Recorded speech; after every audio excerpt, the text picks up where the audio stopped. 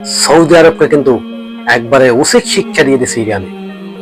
Saudi আরবের যে তেলের ভান্ডার, যে তেল বেইসা বেইসা আমেরিকার সাথে চুক্তি করে, এই তেল বেইসা আমেরিকা থেকে মিসাইল কিনে, আমেরিকা থেকে গোলা বারুদ কিনে, আর ফিলিস্তিনের মানুষ অনাহারে জীবনযাপন করছে।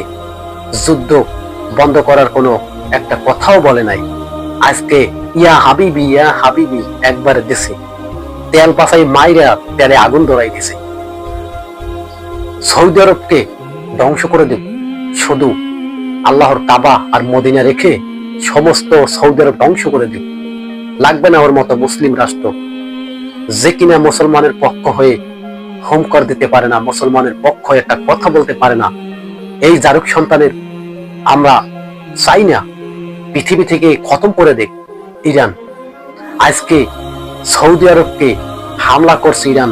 যারা যারা বলছেন যে ইরান এই কাজটা ভালো করে নাই, আপনি চাহিয়ে দেখুন, এই সৌদি আরব ডোনাল্ড ট্রাম্পের সাথে বন্ধুত্ব করছে, আর ডোনাল্ড ট্রাম্পের সাথে তারা মিলেমিশে এই ইরানের যুদ্ধ কিন্তু সর্বস্ত এই সৌদি আরবের ঘাটিতে বৈশা আমেরিকা হামলা চালাইছে ইরানে, এবং প্রথম হামলায় আয়াতুল্লাহ খামেনিকে শাহাদত বরণ করিয়ে দিছে। আসলে আয়াতুল্লাহ খামেনি যে মারা গেল এত সোজা না যে প্রতিশোধ ইরান নেবে না। ইরান কিন্তু এর প্রতিশোধ নেওয়া শুরু করে দিছে। আয়াতুল্লাহ খামেনি মারা গেলে এরকমের বহুত আয়াতুল্লাহ খামেনি ইরানের বুকে জন্ম হয়ে আছে। তা কি আমেরিকা বুঝতে পারে নাই? আমেরিকান গর্ব যে আব্রাহাম লিঙ্ক যুদ্ধের রণতলী, সাগরের একটা আস্ত শহর একবারে মিসাইল মাইরা ইরানে ম্যাসাকার করে ফেলছে। এই আব্রাহাম লিঙ্ক যুদ্ধের জাহাজ ইরানে যখন হামলা চালাবে তার এক সপ্তাহ আগে হইতে এই আব্রাহাম লিঙ্ক এই আশেপাশে সাগরের ছিল। শনিবারে চূড়ান্তভাবে হামলা করলো ইসরায়েল এবং বনান আমেরিকা। তারা মিলা আয়াতুল্লাহ খামেনির যে অফিস আছে, যেখানে বৈশা আয়াতুল্লাহ খামেনি কার্যক্রম করে থাকেন, সেইখানে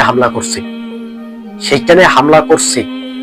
এবং শীর্ষ ইরানি বড় বড় নেতারা, যারা ইসলামের নেতা, বড় বড় নেতা, বিশেষজ্ঞ বা সেনাবাহিনীর কমান্ডার, সেনাবাহিনীর মেজর, তাদেরকে হত্যা করে ফেলছে। এখন এই যুদ্ধটা যদি বন্ধ না করে, আর বন্ধ করতে এই যুদ্ধ পারবেও না, কেননা যেখানে আমেরিকা নিজে, যে আমেরিকাকে বানানো হয়েছে পৃথিবীর ভিতরে ন্যায় বিচার করার জন্য, সেই আমেরিকা, সেই জাতিসংঘ তারা হামলা করে বলছিল কোথায়? ইরানে।